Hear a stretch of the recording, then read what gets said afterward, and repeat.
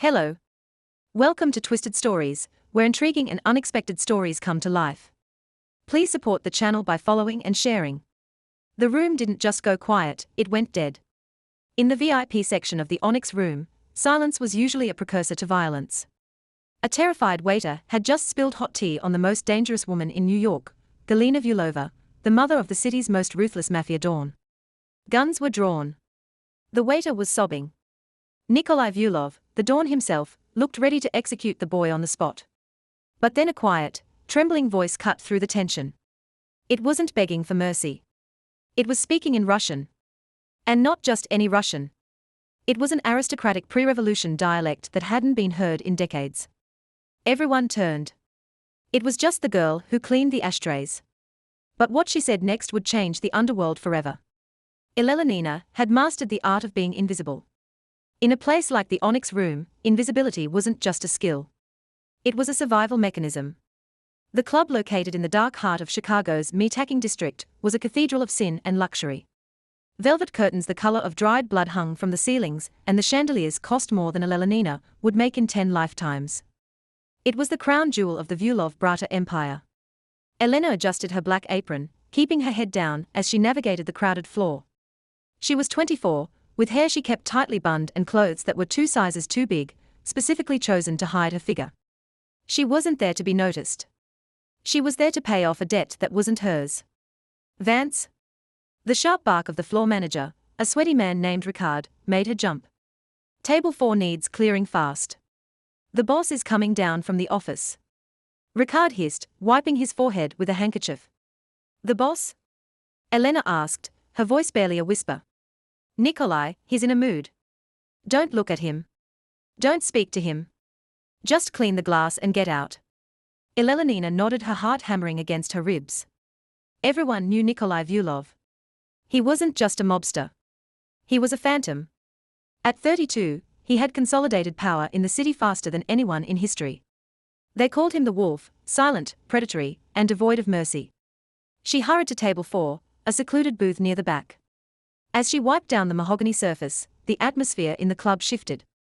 The music didn't stop, but the energy changed. The air grew heavier, colder. The double doors at the entrance swung open. 6 men walked in first.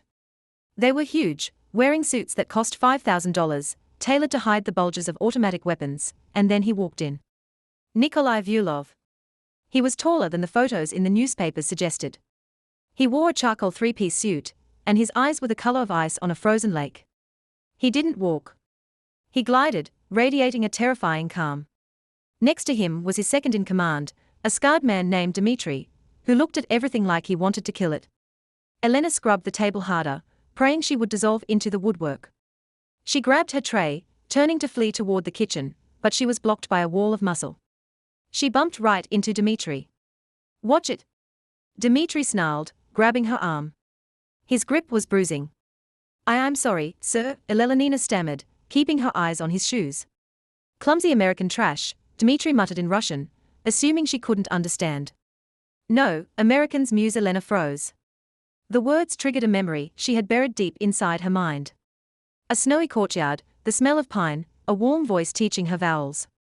She instinctively wanted to apologize in the same language, but she caught herself. She was Elena Vance, a broke waitress from Ohio. She wasn't her. Not anymore. Let her go, Dmitri. The voice was low, smooth, and terrified her more than the shout. Nikolai had stopped walking. He was looking right at them. Dmitri released her arm immediately, shoving her aside. Just teaching the staff some respect, boss.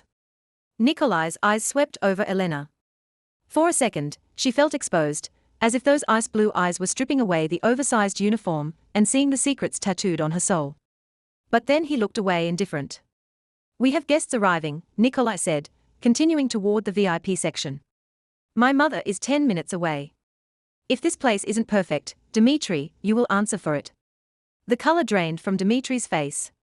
Galina is coming tonight. Yes, it is the anniversary of my father's death. She wants to drink to him here in the place he built. Nikolai paused, fixing his tie. Everything must be traditional. The samovar, the cherry preserves. Make sure the staff is competent. Elena skewered into the kitchen, her hands trembling as she dumped the dirty glasses into the sink. The kitchen was in chaos. Galina Vulova is coming. The head chef, a frantic Italian man named Marco, was screaming, "Where is the tea set? The gold one, not the silver." Elena leaned against the cold stainless steel counter, trying to steady her breathing. She knew who Galina Vulova was. Everyone did. She was the Pahan's widow, a woman of iron and blood. Legend said she once cut the finger off a rival boss who dared to touch her hand without permission. Elena Ricard appeared again. "You on VIP service tonight?" "What?" Elena shook her head violently. "No, Ricard, please. I'm just a bisser. I don't do service. Sarah went home sick, and Jessica is too high to hold a tray. You're the only one sober enough," Ricard snapped. "Put on a clean apron. You're taking the tea service to Mrs. Vulova." "Ricard, I can't. Do you want your job? Do you want to pay your brother's medical bills?" Ricard lowered his voice, his eyes hard. "You do this or you're out on the street tonight." Elena swallowed the lump in her throat. She thought of her brother Leo lying in the hospital bed, the machines beeping. She needed the money. She needed the insurance. "Okay," she whispered. "I'll do it." She didn't know it yet, but that decision was about to end her life as Elena Vance. The VIP section was roped off with thick velvet cords. The lighting was dim amber and gold designed to make everyone look beautiful and rich. Elena stood in the shadows holding a heavy silver tray. On it sat an antique samovar, a traditional Russian tea urn, delicate porcelain cups, and a crystal bowl of cherry preserves. Her arms ached, but she didn't dare move. The room was filled with the top lieutenants of the Vulov family, but they were all standing. No one sat until Saturday. At 9:00 p.m., exactly, the elevator doors opened. Galina Vulova was 70, but she moved with the strength of a woman half her age. She wore black furs and diamonds that glittered like shards of ice. Her face was severe, etched with the lines of a hard life, but her eyes were sharp, hawk-like. She walked with a cane, not because she needed it, but because she liked to point at things she disapproved of. Nikolai stepped forward, bowing his head slightly. "Mama, welcome her." Galina looked around the club, her lip curling in disdain. "It smells of cheap perfume and American desperation, Nikolai." Her voice was raspy thick with a Russian accent.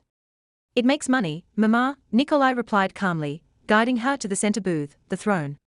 Galina Saturday. The room exhaled. "Tea," she commanded. Ricard shoved Elena forward. "Go now." Elena stepped into the light. Her heart was beating so loud she thought the microphone on the karaoke stage might pick it up. She approached the table, keeping her eyes lowered. "Careful," Dmitri hissed from the side. Elena set the tray down. Her hands were steady, a lifetime of discipline kicking in. She began to pour the tea. The dark liquid steamed in the cold air. She placed the cup in front of Galina, then the spoon, then the preserves. She turned to leave. "Wait." Galina's voice was like a whip crack. Elena froze. She turned back slowly. Galina was staring at the tea. She picked up the spoon, dipped it into the preserves, and then let it drop back into the bowl with a loud clink. "What is this?" Galina asked, switching to Russian. She looked at Nikolai. "Nikolai, why do you insult me?" Nikolai frowned. "Mama, it is the best cherry preserve. Imported. It is garbage." Galina screamed, sweeping her hand across the table. The cup of scalding hot tea flew off the saucer. It didn't hit Nikolai. It hit the young busboy, Thomas, who had just stepped up to offer water. The hot liquid splashed over his hand and wrist. Thomas yelped, dropping the water pitcher. Glass shattered everywhere. The silence that followed was deafening. Thomas clutched his burned hand, tears streaming down his face, but he was too terrified to make a sound. Galina stood up, her face red with fury. She wasn't looking at the burned boy. She was looking at the mess on her shoes. "Idiots, imbecile. You surround yourself with incompetence, Nikolai. On your father's anniversary, you bring me peasants who cannot even serve tea." She turned her wrath on Thomas. "You ruined my shoes. Do you know how much these cost? More than your life." She raised her cane. Nikolai stepped forward, but he hesitated. He couldn't publicly humiliate his mother, but he couldn't let her beat a staff member in front of the investors. The tension was a physical weight in the room. Dmitri had his hand on his gun, unsure of who the threat was. Galina ranted on, her Russian becoming faster, more obscure. She was using old idioms, cursing the bad luck of the house, cursing the lack of respect for the old ways. No one understands, she shouted, looking at the confused faces of the American staff. You are all hollow shells. You don't know the soul of the tea. You serve me sugar water and call it tradition. In the old country, we would have whipped you for this insolence. She raised the cane again, aiming for Thomas, who was cowering on the floor. Stop. It wasn't Nikolai who spoke. It was Elena. She hadn't meant to say it. It was a reflex. Seeing the cane go up, seeing the fear in Thomas's eyes, it broke the dam she had built around her past. Galina froze. She turned slowly, her eyes narrowing at the waitress in the oversized clothes. What did you say to me? Galina asked in English, her voice dangerous. Elena looked up. For the first time, she made eye contact with the matriarch. She saw not just anger, but deep, profound loneliness and frustration. Elena took a breath. She knew she was about to get fired or killed, but she couldn't help it. She didn't answer in English. Forgive the boy, matriarch, Elena said. Her voice changed. It wasn't the soft Midwestern mumble of Elena Vance. It was crisp, melodic, and perfectly enunciated Russian. He does not understand the weight of the day. But the anger you feel is not about the shoes or the tea. The room gasped. Nikolai's head snapped toward her. Dmitri's jaw dropped. Elena continued stepping over the shattered glass, ignoring the guns that were shifting toward her. She spoke in a dialect that was rare, the St. Petersburg High Court dialect, spoken by the families that existed before the Iron Curtain fell. You are angry because the preserves are too sweet, Elena said softly in Russian. They used sugar, not honey, and they did not put the mint leaf in the boil.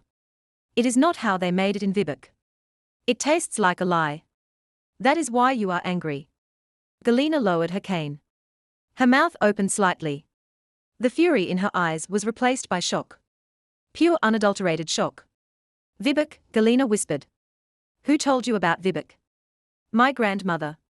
Elena lied smoothly, though the emotion was real. She said that tea without the proper bitterness is like a life without sorrow. It has no depth. It was an old proverb, a very specific, very old proverb used by a specific circle of families. Galina stared at her. The silence stretched for 10 seconds. 20, then the terrifying matriarch of the Vyulov family sat back down. She pointed a manicured finger at the empty seat across from her. Sit, Galina commanded. Ricard, the manager, looked like he was going to faint. She's just the shut up. Galina barked at him. She looked at Helena. I said, sit. Nikolai, give her a fresh cup and get that boy to a doctor. Nikolai, the most feared man in Chicago, blinked. He looked at Elena with a new expression. It wasn't indifference anymore. It was calculation. He motioned for a guard to help Thomas. Then he personally picked up a clean cup. Elena sat down opposite the Mafia queen. She could feel Nikolai's eyes burning holes into the side of her head. She had saved Thomas. She had calmed Galina. But she had just made a terrible mistake. She had revealed a skill that a broke waitress from Ohio shouldn't have. And in Nikolai Vyulov's world, anomalies were threats. What is your name, girl? Galina asked, her voice softer now, almost hungry. Elena, she said. Elena, Galina studied her face. You speak the tongue of the Tsars. Where did you learn it? Books, Elena said quickly. I just have an ear for languages, Galina laughed. It was a dry rasping sound. Books? No, you can learn words from books. You cannot learn the soul of the language from paper. You have a history, Elena. Nikolai leaned in, placing the tea in front of her. His voice was low, intimate, and menacing. Yes, Elena, tell us. Who are you really? The air in the VIP section was thick enough to choke on. Elena sat on the plush velvet seat, her oversized grey uniform contrasting sharply with the diamond-studded luxury surrounding her. Across the table, Galina Vyulova sipped her tea, her eyes closed in rapture. Perfect, Galina murmured in Russian. It tastes like home. She opened her eyes and fixed them on Elena. You are too skinny, girl, and you dress like a potato sack, but you have the hands of a pianist and the tongue of a poet. Tell me the truth.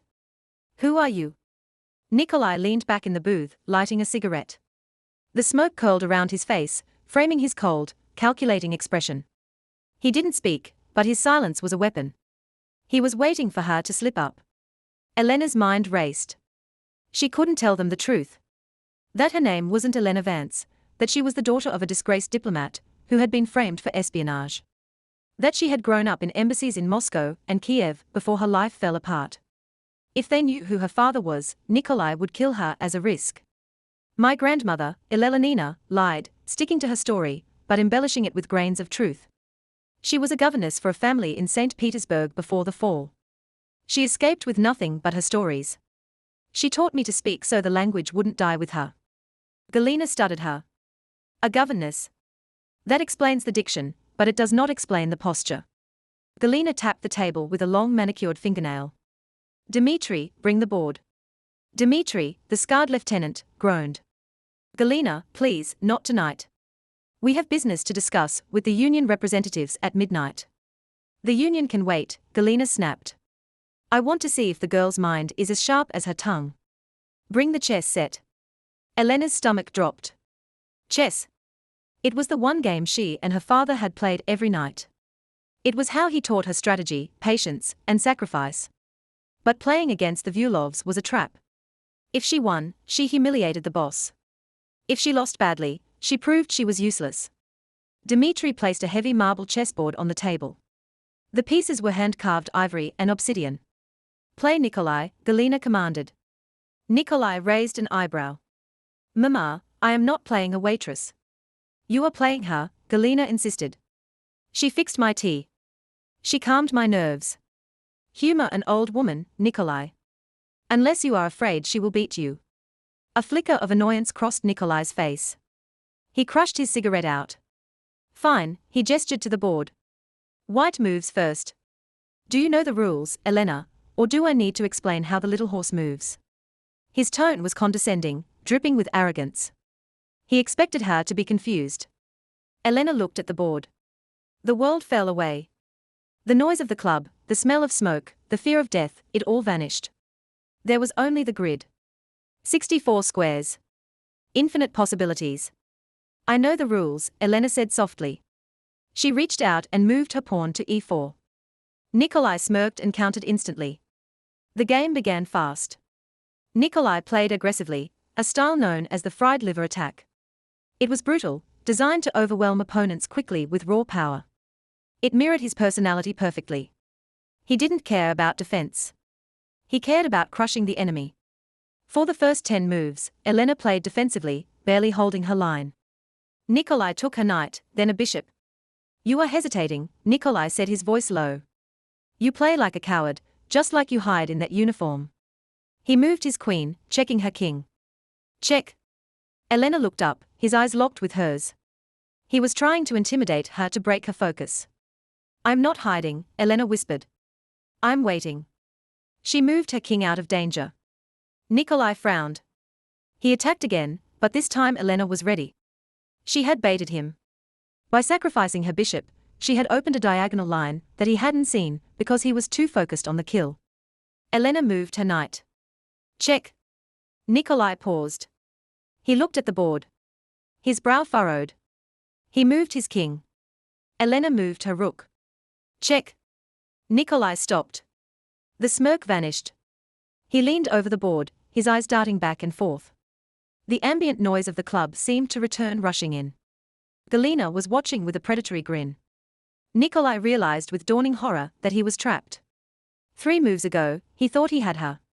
Now his king was cornered by a web of her pieces. You, Nikolai murmured. He looked at her, really looked at her for the second time that night. Who taught you this? My father, Elena said, her voice tightening. He said that arrogance is the most expensive luxury in the world. You can't afford it. Nikolai's eyes narrowed. Is that so? He made a desperate move to save his queen. Elena didn't hesitate. She picked up her queen, the most powerful piece on the board, and slid it across the marble. She took his rook, leaving her queen defenseless. What are you doing? Dmitri asked, confused. You just lost your queen. Elena didn't look at Dmitri. She kept her eyes on Nikolai. Mate him too, she said. Nikolai froze. He traced the lines. If he took her queen, her knight would checkmate him. If he didn't take her queen, her bishop would checkmate him. It was a trap. A beautiful, brutal trap. Nikolai sat back slowly.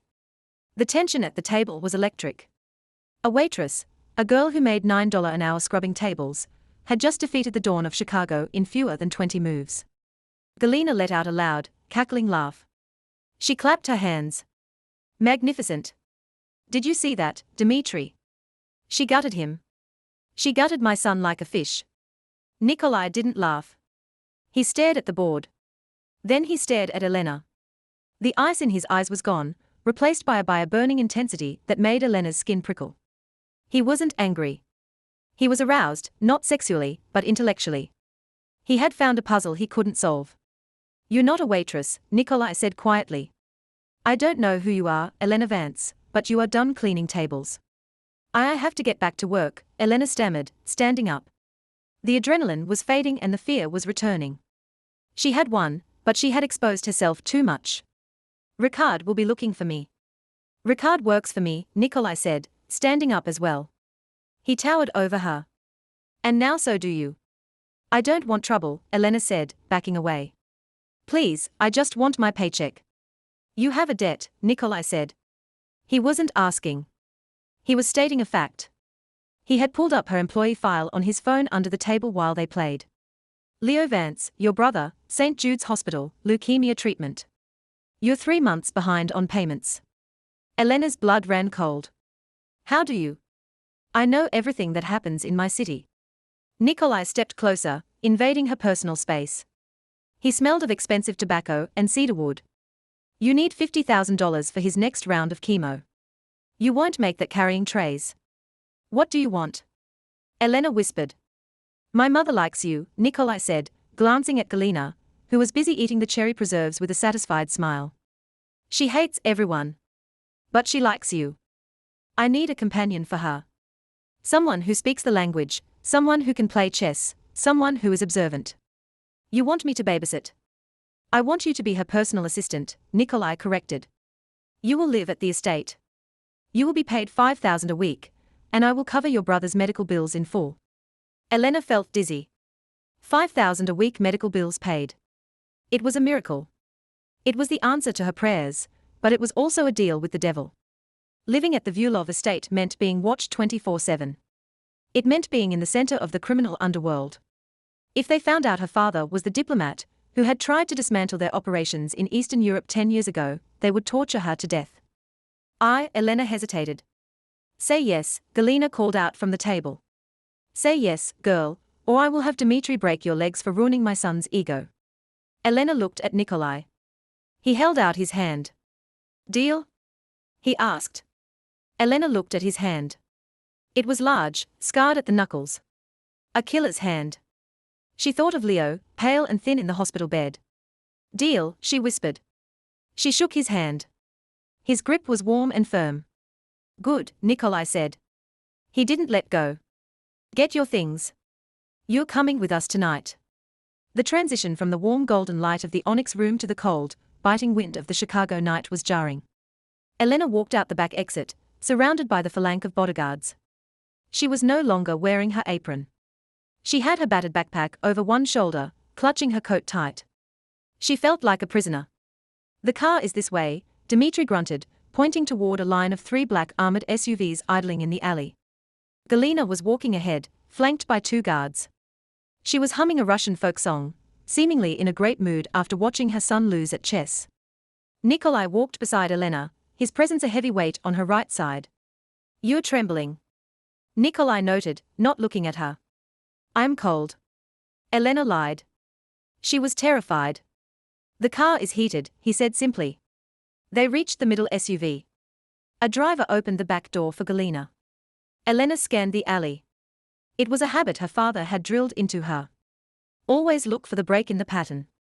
The alley was narrow, lined with brick walls and dumpsters. A single street lamp flickered overhead. It was quiet, too quiet. Usually, there were homeless men near the dumpster, or the sound of traffic from the main road. Something caught her eye. On the roof of the warehouse opposite them, about 300 yards away, there was a flash, just a tiny glint of light, like a reflection of a watch face or a scope. And then she saw the red dot. It was faint, dancing through the rain, moving across the wet pavement. It wasn't aiming for Nikolai. It was aiming for Galina. Time seemed to slow down. Elena saw Galina reaching for the door handle. She saw Nikolai turning to say something to Dmitri. She saw the guards looking outward, but they were looking at street level, not the roofs. Get down. Elena didn't think. She screamed and threw herself forward. She didn't tackle Nikolai. She tackled Galina. She hit the old woman with the force of a linebacker, driving her into the back seat of the SUV, just as the crack of a high-powered rifle echoed through the alley. Crack thip.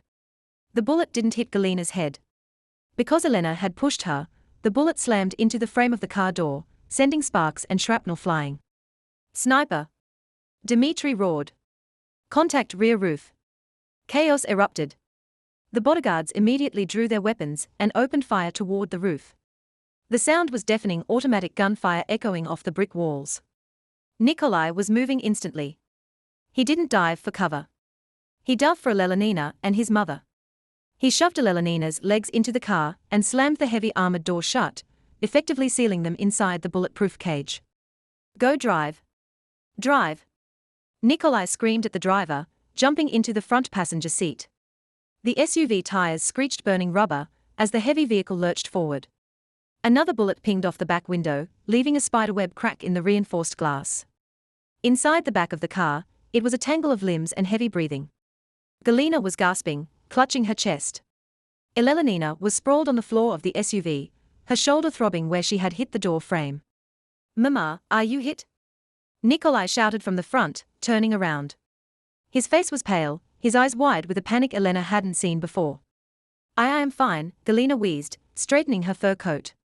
She looked down at Elena. The girl? Elena groaned, pushing herself up to a sitting position. Is everyone okay? Nikolai stared at her. The look on his face was unreadable. It was a mixture of shock, adrenaline, and something else. Respect. You saw him, Nikolai said. It wasn't a question. My men didn't see him. Dmitri didn't see him. How did you see him? Elena rubbed her shoulder. I saw the reflection, the scope in the rain. Nikolai shook his head. That shot came from the textile factory roof. That's 300 yards at night in the rain. He reached back and grabbed her chin, forcing her to look at him. His grip was tight, bordering on painful. Who trained you, Elena? He demanded. A waitress doesn't spot a sniper before a Spetsnaz trained security team. Who are you working for? The Moretti family. The triads. No one, Elena cried, pulling away. I told you my father. He was paranoid. He taught me to watch my surroundings. That's all. I swear. Nikolai studied her face for a long, agonizing moment. The SUV was speeding down the highway, now weaving through traffic, putting distance between them and the assassin. Finally, Nikolai released her. He turned back to the front and picked up his radio. Dmitri, report. Nikolai barked into the radio. We lost him, boss. Dmitri's voice crackled, sounding out of breath. He was a pro. Gone before we hit the roof, but we found a shell casing. It's custom.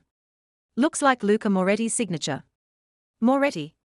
Nikolai growled, slamming his fist against the dashboard. The leather creaked under the impact. I will burn his house to the ground with him inside it. Luca Moretti. The dawn of the Italian mafia in Chicago. The Vulovs and the Moretts had been in a fragile ceasefire for 2 years. Tonight, that peace was over. In the back seat, the adrenaline was wearing off, replaced by the shakes. Elena wrapped her arms around herself. She had just been shot at. She was in a car with a mob boss who was planning a war. Suddenly, she felt a hand on her knee. It was Galina. The old woman's hand was shaking, but her grip was strong. You saved my life, Galina said in Russian. Her voice was devoid of its usual harshness.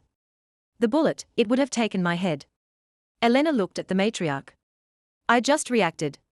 No, Galina said firmly. You acted. There is a difference. Nikolai looked back. She stays, Galina declared. She does not leave my side. If she leaves, I leave. Nikolai nodded slowly. She stays, Mama, but not just as a companion. He looked at Elena, his eyes cold and hard again. If Moretti is coming for us, we are at war, Nikolai said. And in war, I use every asset I have. You have eyes that see what my men miss. You have a brain that beats me at chess.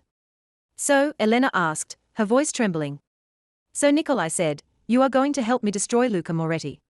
Welcome to the family, Elena. The car sped into the night, carrying Elena further away from her old life and deeper into the abyss. She had survived the lion's den, but now she was going to war. And the scariest part wasn't the sniper or the mafia boss. The scariest part was that for the first time in her life, she felt like she was exactly where she was supposed to be. The Viewlov estate was a fortress disguised as a mansion.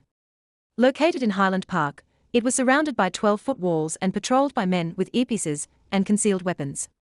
For 3 days, Elena had not left the property. She had spent every waking hour with Galina. She read poetry to the old woman, reorganized her library, and most importantly played chess. Galina was testing her, probing for weaknesses, but Elena remained a fortress of her own. On the 4th afternoon, the library doors flew open. Nikolai strode in looking like a storm cloud in a tuxedo. Get up, he said to Elena. You have 2 hours. Elena marked her page in the Tolstoy novel. She was reading. 2 hours for what? The mayor's charity gala at the Navy Pier ballroom. Nikolai said, checking his watch. Luca Moretti will be there. It is neutral ground. No weapons, no guards inside. Just the city's elite. And you going? Elena asked, surprised. After he tried to kill your mother. I'm going to look him in the eye, Nikolai said, his voice dropping to a dangerous whisper. I need to know if he ordered the hit. Moretti is a snake, but he is a businessman. Shooting an old woman isn't business. It's suicide. Something feels wrong. He looked at Elena. You are coming with me. Me? Why? Because no one knows you, Nikolai said. To them, you are just a pretty face on my arm. You are invisible. While I distract Moretti, you will circulate. You will listen. You speak French, Russian, and English. You will hear what the wives and the lawyers are whispering. Galina clapped her hands from her armchair. Finally, someone to dress up. Dmitri, get the stylists. The next 2 hours were a blur of silk and hairspray when Elena finally stood before the full-length mirror. She didn't recognize herself. The stylists had put her in a floor-length gown of midnight blue velvet slit up the thigh. It was backless, exposing the pale curve of her spine. Her hair was swept up in an intricate shiny, revealing the long line of her neck. She looked expensive, dangerous. She walked down the grand staircase. Nikolai was waiting at the bottom. He was adjusting his cufflinks, but he stopped when he saw her. His hands fell to his sides. He didn't say anything for a long moment. He just watched her descend, his eyes dark and unreadable. Well, Elena asked, feeling self-conscious. Do I pass? Nikolai stepped forward. He reached out and tucked a loose strand of hair behind her ear. His fingers brushed against her skin, sending a jolt of electricity through her. You are not invisible anymore, he murmured. This might be a problem. He offered her his arm. Stay close to me tonight. You are not Elena the waitress. You are Elelenina, my fiancé. Fiancé? Elelenina choked. It explains why you are with me, Nikolai said smoothly. And it keeps other men from approaching you. Let's go. The gala was a sea of diamonds and corruption. The ballroom overlooked Lake Michigan, the black water reflecting the city lights. Waiters moved through the crowd with trays of champagne, and a live orchestra played Mozart. Elena felt the weight of the eyes on them. Nikolai Viewlov was a celebrity in this world. Feared, hated, and lusted after. As they walked through the crowd, the sea parted. Don't look down, Nikolai whispered in her ear, his hand warm on the small of her back. Look at them like you own them. They approached a group of men near the bar. In the center was a short, stout man with slicked back hair, and a smile that didn't reach his eyes. Luca Moretti. Nikolai. Moretti boomed, spreading his arms. I didn't think you'd show terrible business about the shooting the other night. I hope your mother is well. The tension was instant. The air around them seemed to freeze. She is fine, Luca, Nikolai said, his voice light, but his eyes deadly. It takes more than a coward with a rifle to kill a Viewlova. Moretti's smile twitched. A coward? Yes. If it had been my men, they wouldn't have missed. Is that a confession? Nikolai asked. It's a statement of quality, Moretti shot back. While the men engaged in their verbal fencing, Elena slipped away. I'm going to find a drink, darling, she said, squeezing Nikolai's arm. He gave her a subtle nod. Elena moved through the crowd. She wasn't looking for a drink. She was hunting. She drifted near the groups of Moretti's lieutenants listening. She heard complaints about the union gossip about mistresses, but nothing about the hit. Then she heard it. It came from the balcony door, which was slightly ajar. A voice low, urgent, and speaking Russian. Elena froze. Moretti's men were Italian. They spoke Italian or English. Who was speaking Russian? She grabbed a glass of champagne as a prop and stepped out onto the cool, windy balcony. It was empty save for two men standing in the shadows of a pillar. She pressed herself against the wall, straining to hear. He suspects nothing, one voice said. It was deep growly. Nikolai is focused on Moretti. He thinks it's a turf war. Good, a second voice replied. Elena's heart stopped. She recognized that voice. It was smooth, slightly nasal. It sounded like the Vol family lawyer or maybe an accountant. She couldn't place the face, but the voice was familiar from the estate. When do we strike? The first voice asked. Tonight. When they return to the estate. The security codes have been changed. The west gate will be open. We take out Nikolai. We take out the old witch. And the city is ours. The syndicate in Moscow is tired of Nikolai's independence. Elena gasped. It wasn't Moretti. It was a coup. A takeover from Russia. She turned to run back inside, but her heel caught on the stone pavement. She stumbled and her champagne glass shattered on the floor. The two men spun around. Who is there? Elena didn't wait. She bolted back into the ballroom. Hey! She pushed through the crowd, her heart hammering against her ribs. She had to get to Nikolai. She had to get him out of there. They were walking into a trap. She spotted him across the room, still talking to Moretti. She abandoned all decorum and ran to him, grabbing his arm. We have to leave. She breathless. Now, Nikolai looked at her annoyed. Elena, I am in the middle of Nikolai. Please, she whispered, digging her nails into his tuxedo jacket. It's a trap, not here. Home. They are waiting for us at home. She spoke the last part in Russian, using a specific code word for ambush she had learned from her father. Nikolai went rigid. He looked at her eyes and saw the terror. He didn't question her. He didn't hesitate. He turned to Moretti. Apologies, Luca. My fiancé is feeling unwell. We must go. Before Moretti could answer, Nikolai was guiding her toward the exit, his grip on her arm bruising. Talk, he commanded as they hit the cool night air. What did you hear? It's not Moretti. Elena hissed as they reached the valet. It's the Russians. The Moscow syndicate. Someone on the inside changed the security codes at your estate. They are hitting the west gate tonight. Nikolai stopped. The valet brought the car around the Ferrari this time, not the armored SUV. Nikolai looked at her. The west gate codes are only known by 3 people. Me, my mother, and Dmitri. Elena felt sick. Dmitri, the man who had been by Nikolai's side for 10 years. He was on the balcony, Elena realized the growly voice. It was Dmitri. Nikolai's face turned into a mask of stone. He opened the car door for her. Get in, he said. Where are we going? Elena asked. We can't go home. No, Nikolai said, revving the engine. The roar of the Ferrari echoed off the buildings. We are going to the estate, but we aren't going in through the west gate. He pulled a silver handgun from the glove compartment and placed it in his lap. We are going to kill them all, Nikolai said. And you, Elena, are going to stay in the car. No, Elena said, buckling her seatbelt. I'm coming with you. If Dmitri is the traitor, he knows your moves. He doesn't know mine. Nikolai looked at her, seeing the fire in her eyes. The waitress was gone. The queen was rising. Fine, he said, shifting into gear. But if you die, I will kill you myself.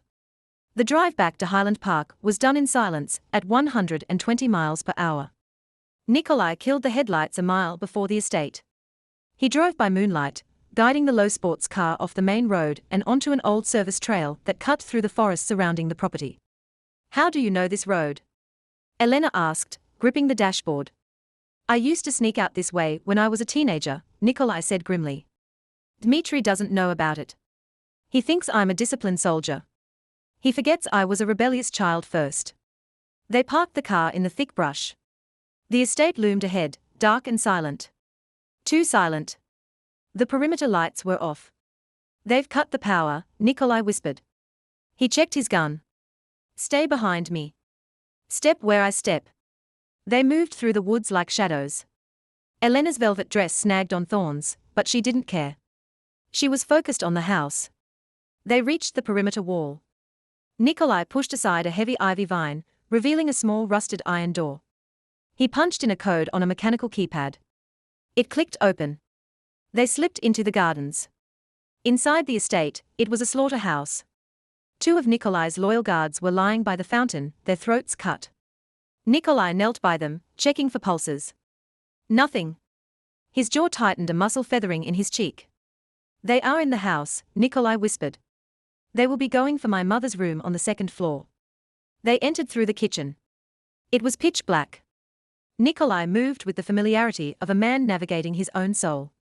Elena followed, her senses heightened to a painful degree. They reached the grand hallway.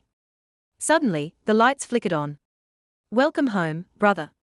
Nikolai and Elena froze. Standing at the top of the stairs was Dmitri. He was holding a glass of Nikolai's best scotch in one hand and a heavy assault rifle in the other. Behind him stood 6 men, mercenaries, dressed in tactical gear. Nikolai didn't raise his gun. He knew he was outgunned. Dmitri, Nikolai said, his voice calm, conversational. I see you found the reserve whiskey. It's good, Dmitri smiled. It was a cruel, twisted smile. Tastes like power. You've been weak, Nikolai. You let the Italians walk all over us. You let this American waitress live in our house. Moscow is unhappy. So Moscow bought you. Nikolai took a step forward, shielding Elena with his body. How much was my life worth? Dmitri. 10 million 20. The promise of the throne, Dmitri said. He looked at Elena. And the girl, she is a loose end or maybe a spy. Dmitri pulled a folder from his belt and threw it down the stairs. It landed at Nikolai's feet. Papers spilled out. Photos. I did some digging while you were playing dress-up. Dmitri sneered. Elena Vance. Real name Elena Vance. Daughter of Arthur Vance. Nikolai looked down at the photos. They showed a man, Elena's father, shaking hands with CIA agents. Headlines about diplomat Vance expels Russian mob from Estonia. Nikolai went still. The air left the room. He turned to Elena. The betrayal in his eyes was worse than the guns pointed at them. Is it true? Nikolai asked. His voice was broken. Nikolai, listen. Elena pleaded, tears springing to her eyes. My father was a diplomat. Yes, he fought the Bratva. But he's dead. He died broke and disgraced because your people framed him. I didn't come here to spy. I came here to pay my brother's medical bills. I didn't know who you were until I saw you in the club. Liar. Dmitri shouted. She's a plant, Nikolai. She's been feeding intel to the feds. That's how she knew about the sniper. She set it up. No. Elena screamed. I saved your mother. Enough. Nikolai roared. He looked at Elena, then back at Dmitri. He was trapped between a traitor and a liar. Dmitri, Nikolai said slowly. If she's a spy, why is she standing here with me unarmed while you have a rifle pointed at my chest? Because she's good. Dmitri shrugged. Kill them both. Dmitri raised the rifle. Click. Nothing happened. Dmitri frowned. He pulled the trigger again. Click. You forgot something, Dmitri, Nikolai said. A dark smile spreading across his face. What? Dmitri panicked, looking at his gun. I'm the one who buys the weapons, Nikolai said. And I installed biometric locks on the army rifles this morning. They only fire for my fingerprints. Dmitri's eyes went wide. The 6 mercenaries behind him realized the mistake. They reached for their sidearms, but they were too slow. Nikolai raised his silver pistol and fired. Bang! Bang! Bang! 3 mercenaries dropped shot in the head with terrifying precision. "Run!" Elena screamed, grabbing a heavy vase and smashing it over the head of a mercenary who was rushing Nikolai. The hallway erupted into chaos. Nikolai was a whirlwind of violence. He didn't just shoot. He moved like a dancer, dodging bullets and using the mercenaries as human shields. Elena wasn't a soldier, but she was a survivor. She scrambled under a table as bullets shredded the wood. She saw a loose gun sliding across the floor. A Glock dropped by one of the fallen guards. She dove for it. Dmitri had abandoned his jammed rifle and pulled a knife, a jagged combat blade. He lunged at Nikolai, tackling him to the ground. The 2 men rolled, crashing into the grandfather clock. Nikolai was strong, but Dmitri was desperate. He pinned Nikolai down, raising the knife to plunge it into the Dawn's throat. "For Moscow!" Dmitri screamed. Bang! Dmitri jerked. He looked down. A red flower was blooming on his chest. He turned his head slowly. Elena was standing there, the Glock shaking in her hands, smoke rising from the barrel. She had shot him.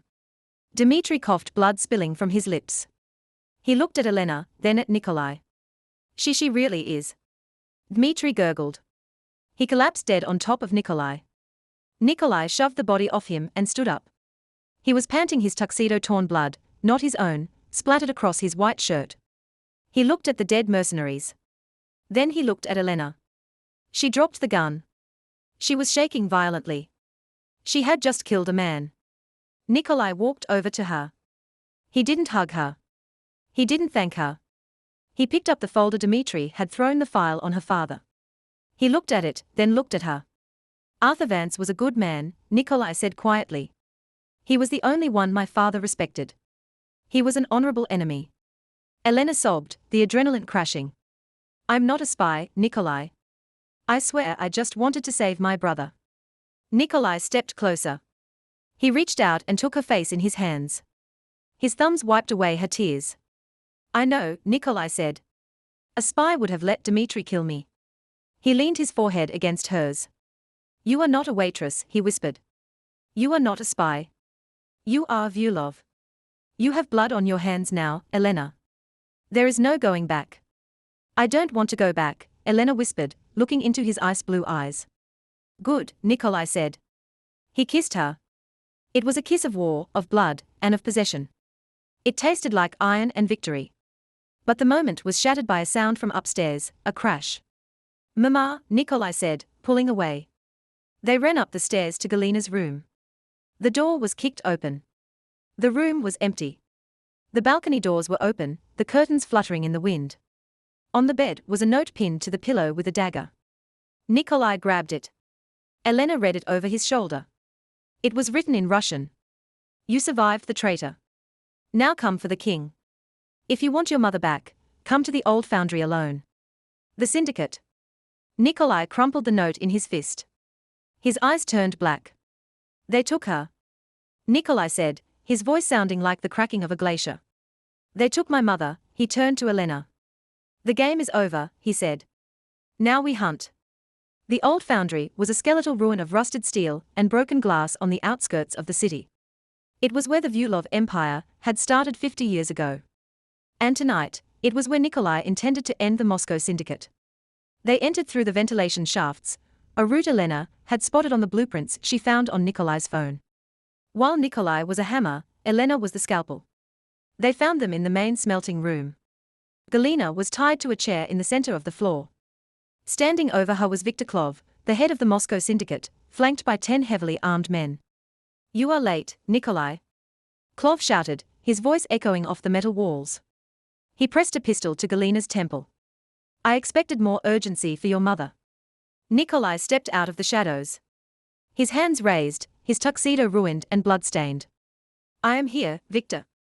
Let her go. This is between us." "It is," Kosov sneered. "But the woman dies anyway. She is a relic, and you are a disappointment." Hidden in the catwalks above, Elena watched through the grate. She had the Glock Nikolai had given her. Her hands were shaking, but her mind was clear. It was a chessboard. Nikolai was the king drawing the enemy's fire. Galina was the piece to be rescued. Kov was the opponent's king. She couldn't shoot Kov. He was using Galina as a shield. She had to force him to move. Elena scanned the room. She saw a pressure valve on the steam pipe directly behind Koff. It was old, rusted, and held together by a single bolt. She took a breath. She aimed not at the men, but at the pipe crack. The bullet sparked off the metal, shattering the valve. A jet of scalding hot steam exploded outward with a deafening screech, blasting directly into Koff's back. Cliff screamed, stumbling forward away from the scalding heat. In that split second of separation, he was no longer shielding Galina. Nikolai didn't hesitate. He drew his weapon with blinding speed. Bang! Bang!